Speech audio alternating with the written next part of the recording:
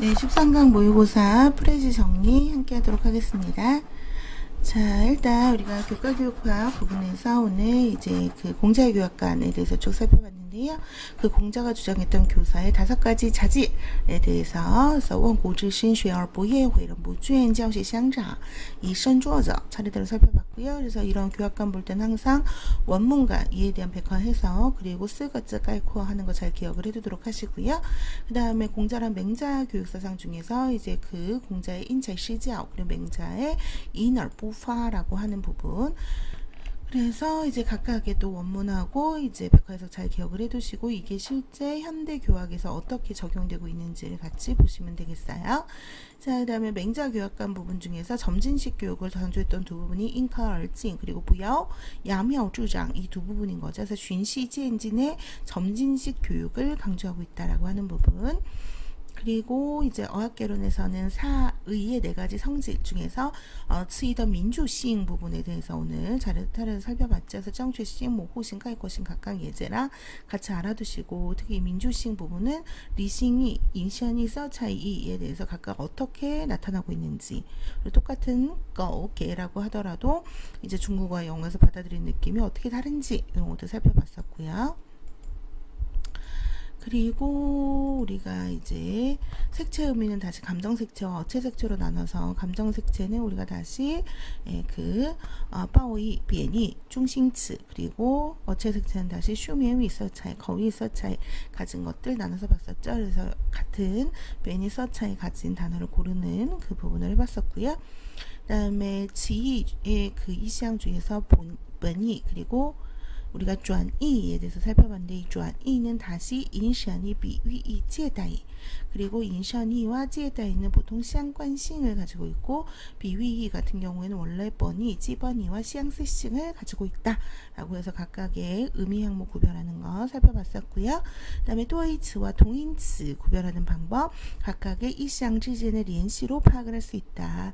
그래서 오늘 시험에 출제됐던 거는 회의가 이제 이렇게 표시가 되는 거는 1, 2, 3 이렇게 표시가 되는 거는 우리가 이제 동음의 관계였고 이렇게 동그라미로 안에 의항이 나뉘어져 있는 건 다이의 관계였다라는 거죠. 그래서 이제 그 이쌍지제 요联系 하면 이츠도이고 이쌍지제 하오联系 하면 동신동의인이다. 그리고 호가우의 정고 살펴봤었죠. 그래서 실제 들어간 원문 살펴본 바가 있고요. 여기에 각각 해당되는 A, B에 들어가야 되는 동물명. 그래서 여태까지 나왔던 정고는 대부분 다 이 동물 이름이 들어간 정고가 많이 출제가 됐었죠. 그리고 문법에서 특수 형태로 나타나는 진술문에 대해서 살펴본 바가 있는데요. 일단 이형동의 격식, 이중 부정문, 완전 부정과 부분 부정에 대한 비교를 살펴본 바가 있었어요. 그래서 이싱 동의 취시라고 하면은 근 부정이 또表示 相同的意思 하는 거였고 이중 부정이라는 거는 否定两次 해가지고서는 表示肯定的意思 그리고 不또不는 不의位置에 따라서 表示完全否定部分不定 나타낸다라는 거. 그리고 지시지도 보도이천 현상 했었죠. 그래서 빠오변이와 위터정에 대한 거 우리가 이제 살펴본 바가 있었는데요. 여기서 오늘 그 시험에 출제됐던 부분은 이제 빠오변 서차이로 이제 나누는 거였고요.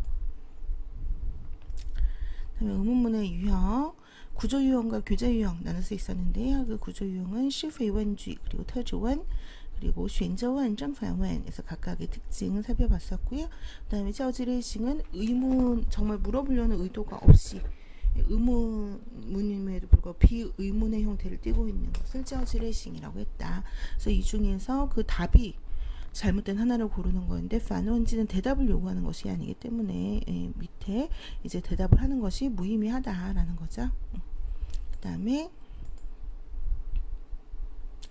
고대문학은 명대신문 형식주의에 대해서 이제 이야기를 한 거였는데요. 시에 있어서는 대각체 그리고 산문, 문장에 있어서는 팔고문이 그때 당시에 과거 시험체로 이제 쓰이게 되면서 성리학의 도를 어떤 정형화된 형식에 담으려고 하다 보니까 새로운 창작이나 사고력 같은 것들이 제한되는 문제점이 생기고 이로 인해서 많은 문인들의 비판을 받게 되었다. 되었다. 그래서 이 비판에 앞섰던 인물들이 이제 먹고주의를 대표하는 전우칠자였고요. 근데 이들도 또 새로운 하나의 형식으로 나아가다 보니까 이를 비판하는 공안파의 개성주의가 대두하게 되었다. 그래서 이들의 중심주자 원피치한 시피성당이 전우칠자고요.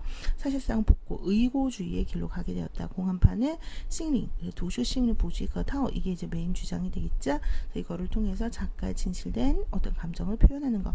그리고 전우칠자의 의고주의를 반대한 게 포인트가 되겠다. 현대문학에서는 상업문학하고 신근문학의 문학사조를 이해하는 것을 살펴봤었는데요. 그래서 샹흔이라고 하는 것 자체는 문혁이 이제 지식청년들뿐만 아니라 그때 당시 시대에 가져졌던 많은 정신상 육체상의 고통을 폭로하는데 이제 집중을 했던 문학이고요. 신근문학이라고 하는 것은 중국의 전통적 문학 뿌리찾기.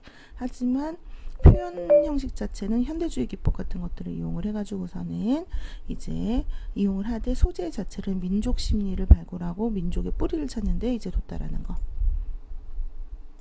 그리고 이 시기에 유행했던 신시기 대표 사조 및 대표 작가 작품을 이해를 하는 거였죠. 그래서 대표 사조와 그 대표 작가의 작품과 이것이 이제 다루는 그 내용들을 연결한 것 중에서 잘못된 두 개를 고르는 거였어요.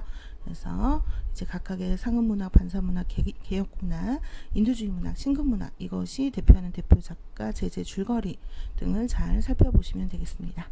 예, 오늘 프레지 정리는 이것으로 마치도록 하겠습니다.